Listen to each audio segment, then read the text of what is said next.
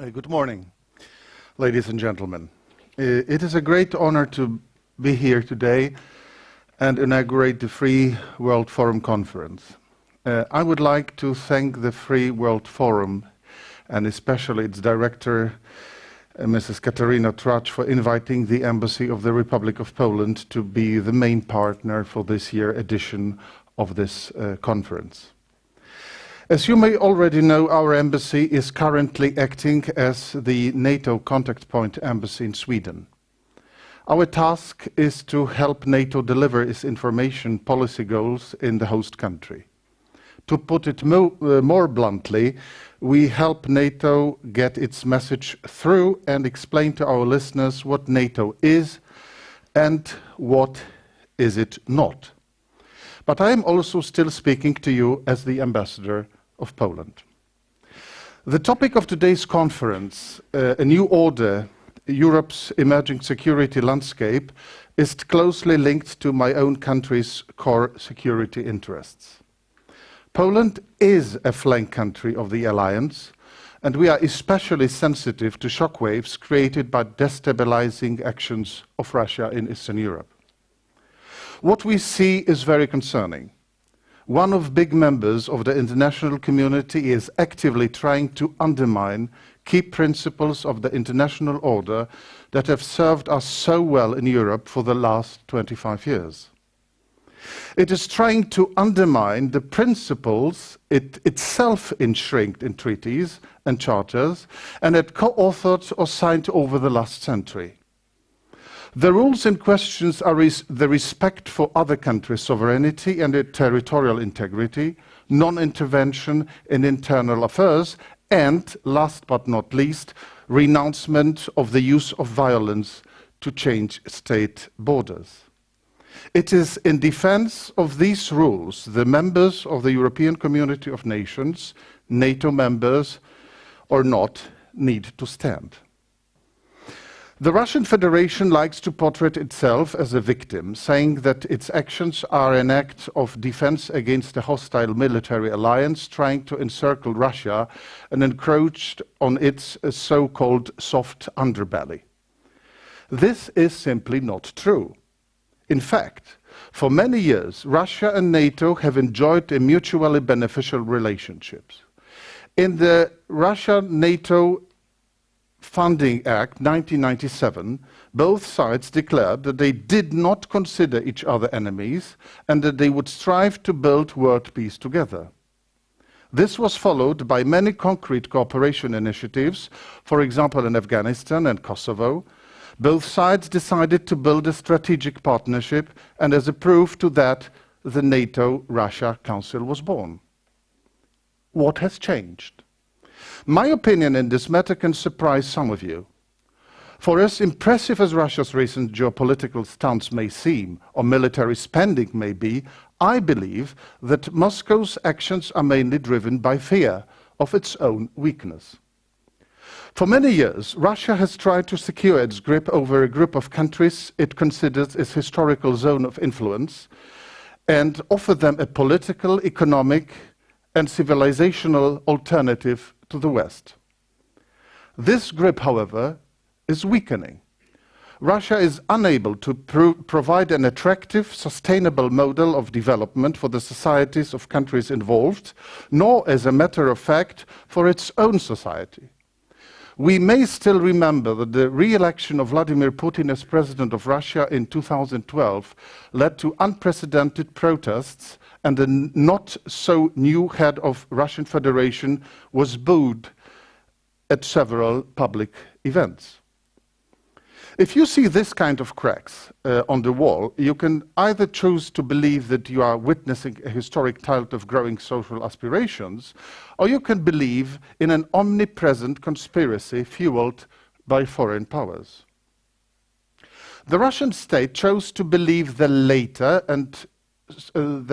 and stroke back as forcefully as it could against its own society and imaginary foreign enemies.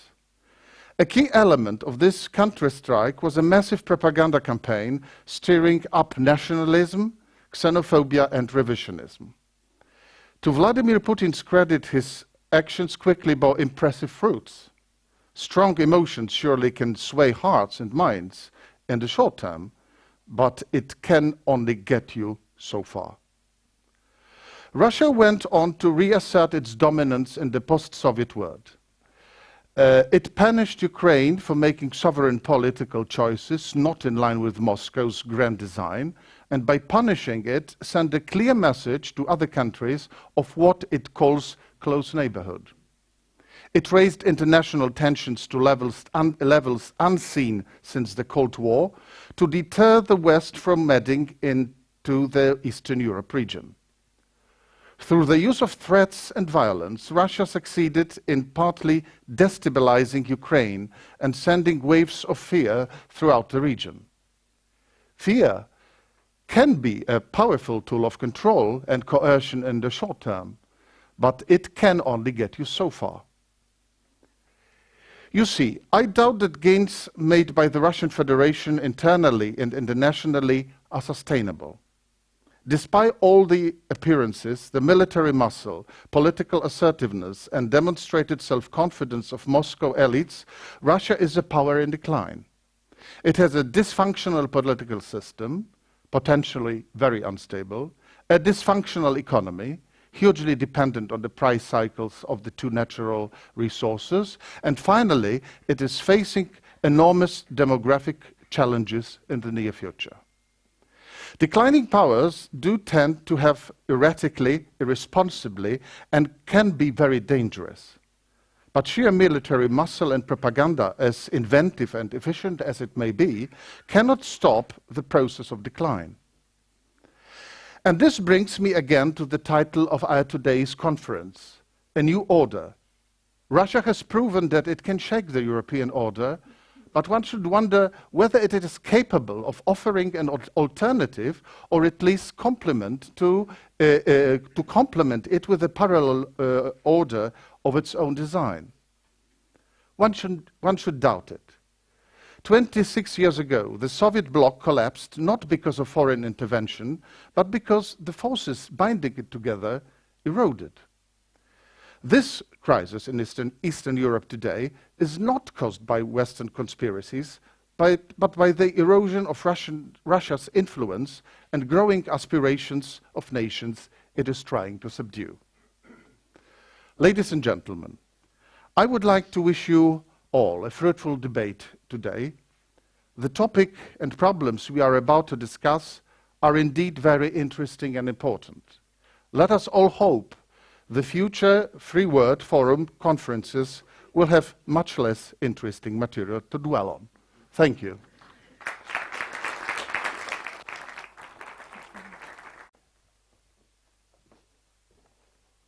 Thank you, Ambassador Tarka, for that thoughtful speech.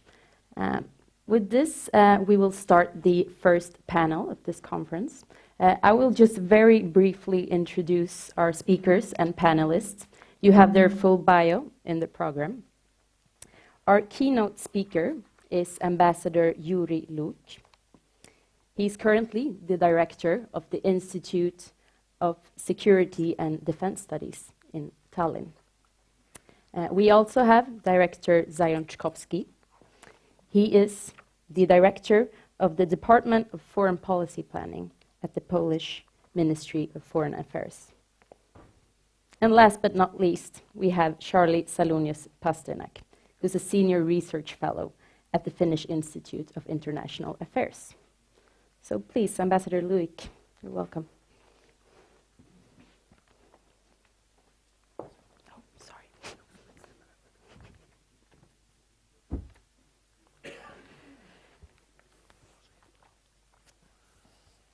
Thank you, Katarina.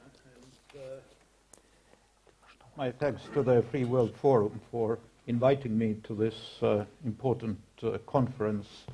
There's no doubt that both for our region and for our friends and allies in the world, most particularly in the United States, who carries an important part of the deterrent,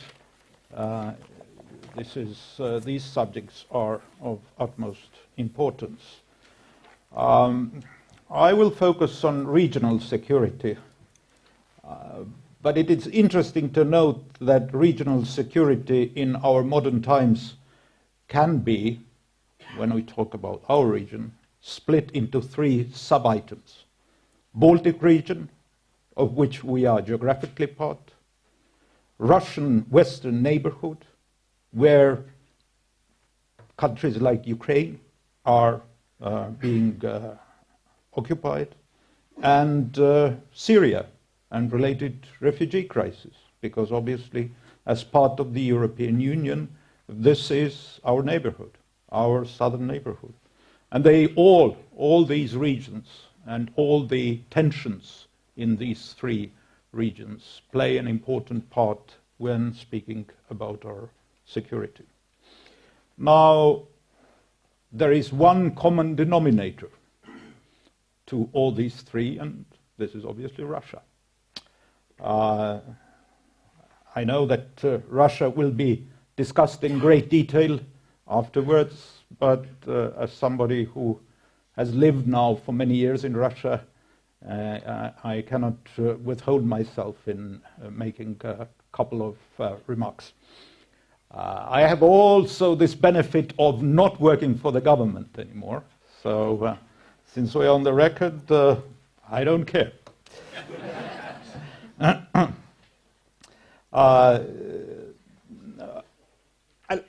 For instance, the Baltic states are often accused of being anti-Russian. I don't think that's true. I think we are basically anti-Putin. It is often said that the Russian population has a certain,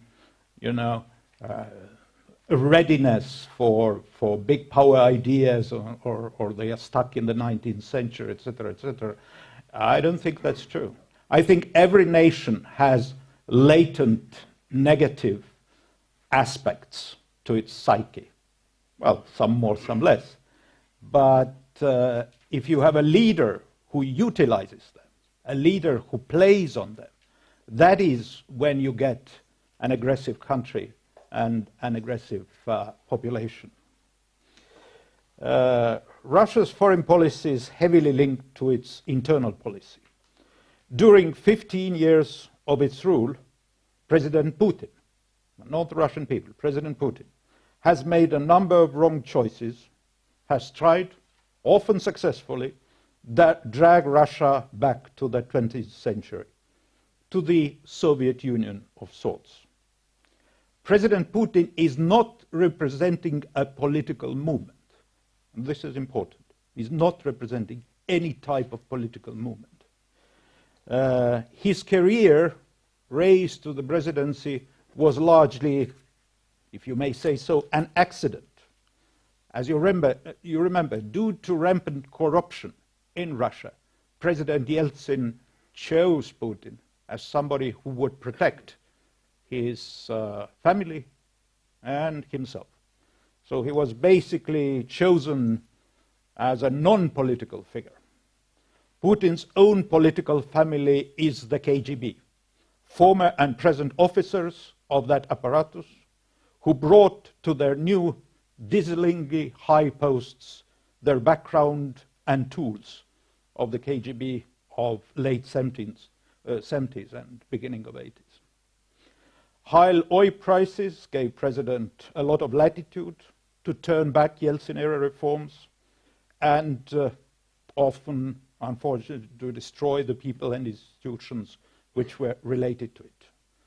Unreformed economy, reliance on oil and gas revenues, non-existent state institutions, destroyed civil society has strengthened President's power, but weakened popular enthusiasm.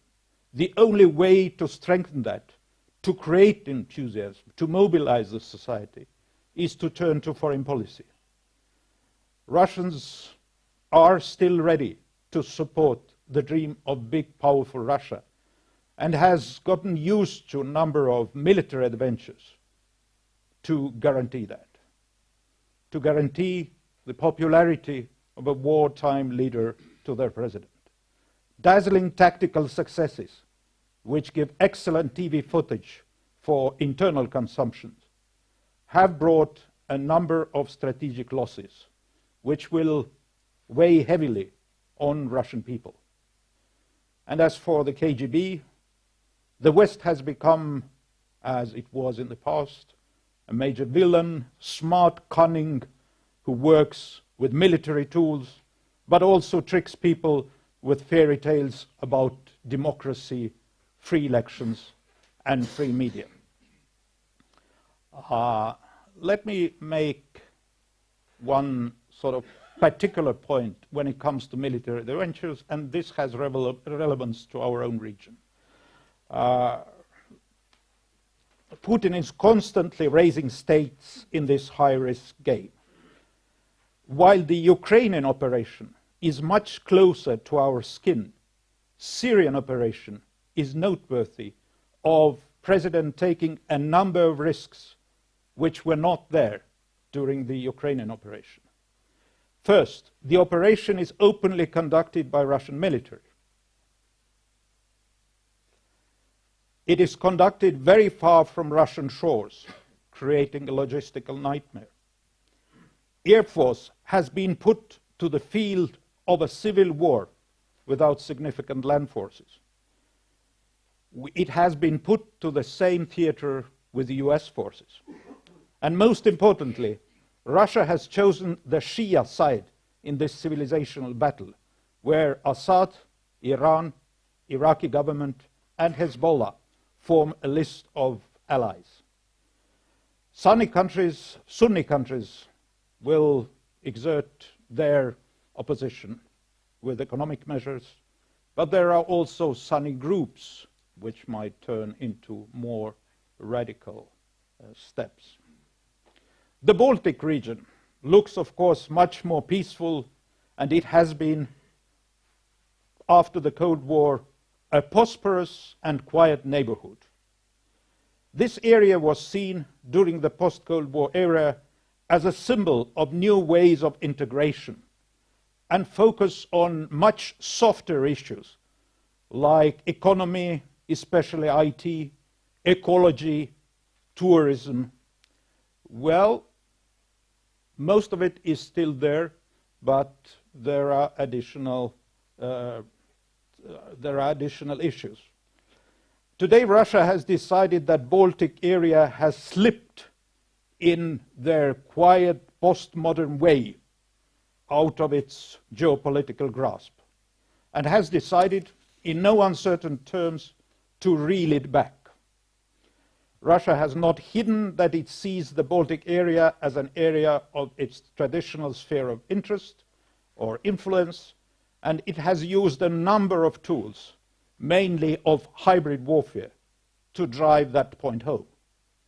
Heavy propaganda, major military exercises, mock attacks with bomber jets, submarine incursions, political pressure, energy weapon, for instance, harassing ships which lay electric cables.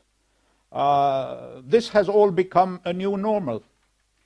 And people, unfortunately, are already quite blasé in reacting to news about such incidents.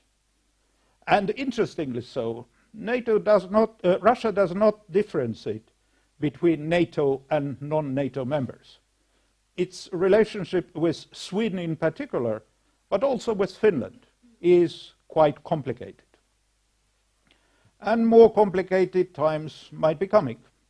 It is not a secret that the Russian military has started a major build-up of its armed forces, and it's doing so to the extent that its aims have become incomprehensible for the outsiders. An important part of that build-up is, and this is particularly directed against the Baltic states, the so-called A2AD strategy, access to area denial, using modern air defense, land-to-land missiles and other equipment to deny NATO forces access to the region, and leaving Russia, not only in theory, but also in practice, free to move. That brings me to another complicated issue. When I was a government official, I always steered clear of taking sides in NATO enlargement debate in Finland and Sweden, which was probably wise. But let me now come clear, because I'm representing a humble think tank. I believe that an understanding that Sweden and Finland can join whenever they want is mistaken. The idea that being a close partner to NATO brings indirect military guarantees is also mistaken. In times of crisis, no one wants to enlarge the area of responsibility, and especially countries who are against NATO enlargement in general might be very skeptical. Let me make a point from my personal history. I was one of these people who dealt with NATO enlargement in the Baltic states, particularly, of course, Estonia. The fact that Estonians joined NATO, which in itself, if you think of it, is a small miracle, was due to the lineup of stars, several stars, some of it which we would have not predicted, like, for instance, 9/11, and the readiness of the world community, including Russia, to cooperate, and the territorial defense issues being of lesser importance, but also the fact that President Putin and President Bush were living through their honeymoon period. You remember President Bush looking at the soul of President Putin and seeing, I don't know, something good in it. But let's be honest, even in peacetime, joining the alliance is complicated. There is US Congress, and here are people in the hall who know a lot about US Congress. Questions can be raised about the military spending. They can also be raised about the Second World War. In our case, there were a lot of questions about the Second World War. They can be raised about contemporary foreign policy. You know that the issues of Palestine, for instance, are of great importance in the US Congress. There are other major countries, European countries, who might have different ideas of how relations with Russia can be improved.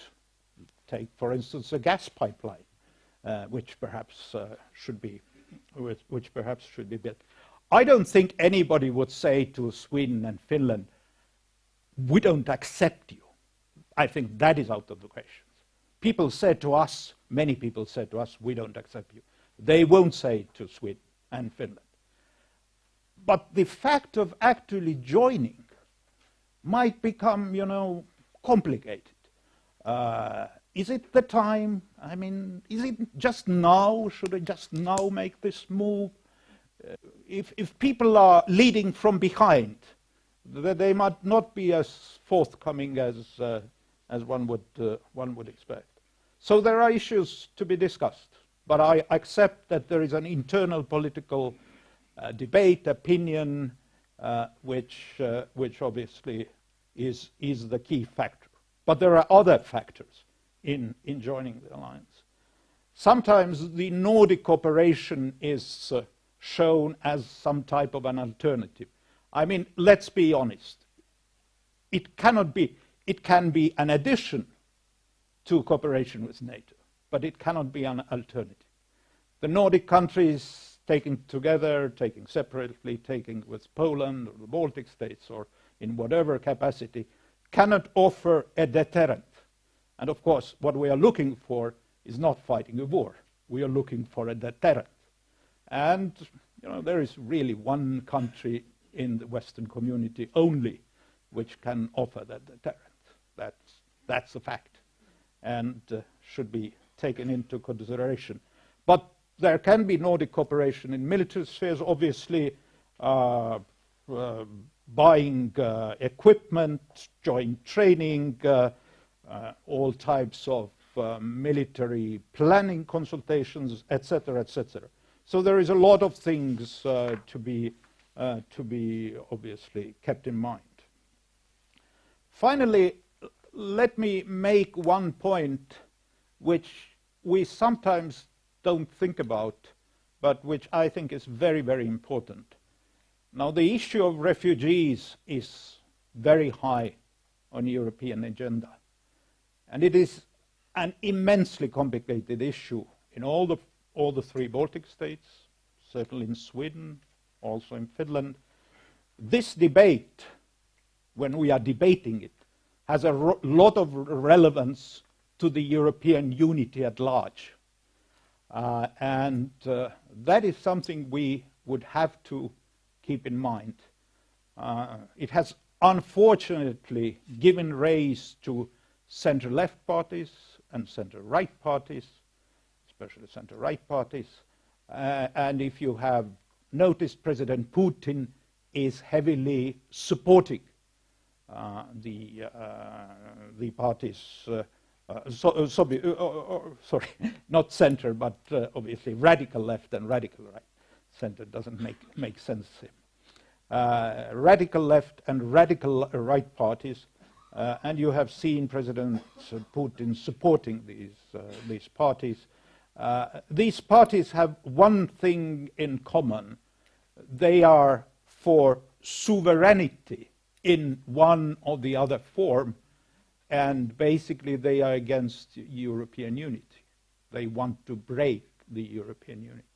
Take Marine Le Pen, for instance, in France. So this has become a major issue, which obviously has to be kept in mind. Finally, let me come back to our own political actions. I think when we talk about the Nordic-Baltic security, we shouldn't be hostile to Russia. We shouldn't be angry at Russia. But we should be firm and clear in our actions. We shouldn't be afraid. We should see the best ways of ensuring the Baltic-Nordic cooperation and the cooperation of the Baltic-Nordic region with a wider group of allies. We have to keep in mind that if we are afraid in peacetime to do stuff, then we will certainly be afraid in crisis time. So let's prepare and be sound and strong. Thank you very much.